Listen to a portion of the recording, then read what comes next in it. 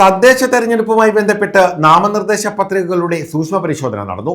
വിവിധ പഞ്ചായത്തുകളിലെ സൂക്ഷ്മ പരിശോധന കരുനാഗപ്പള്ളിയിലും നടത്തി. പത്രിക പിൻവലിക്കാനുള്ള സമയപരിധി തിങ്കളാഴ്ച അവസാനിക്കുന്നതോടെ ഓരോ വാർഡിലെയും സ്ഥാനാർത്ഥികളുടെ ചിത്രം വ്യക്തമാകും.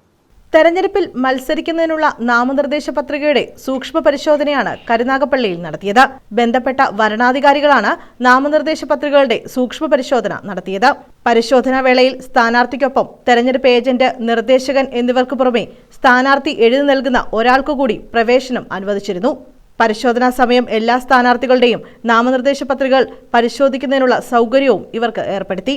നാമനിർദ്ദേശ പത്രിക പരിശോധനയ്ക്കായി നിശ്ചയിച്ച ദിവസവുമായി ബന്ധപ്പെടുത്തിയാണ് ഒരു സ്ഥാനാർത്ഥിയുടെ യോഗ്യതയും അയോഗ്യതയും പരിശോധിച്ചത്. സൂക്ഷ്മ പരിശോധന 3 മണിക്ക് പൂർത്തിയായി. കരുനാഗപ്പള്ളിയിൽ റിട്ടേണിംഗ് ഓഫീസർ ബിന്ദുവിന്റെ നേതൃത്വത്തിലാണ് സൂക്ഷ്മ പരിശോധന നടത്തിയത്. തേവലക്കര, തൊടിയൂർ, ആലപ്പാട്, ക്ലാപ്പന, KS പുരം എന്നീ പഞ്ചായത്തുകളിലെ സ്ഥാനാർത്ഥികളുടെ സൂക്ഷ്മ പരിശോധനയാണ് നടത്തിയത്. News bureau, Karunagappally.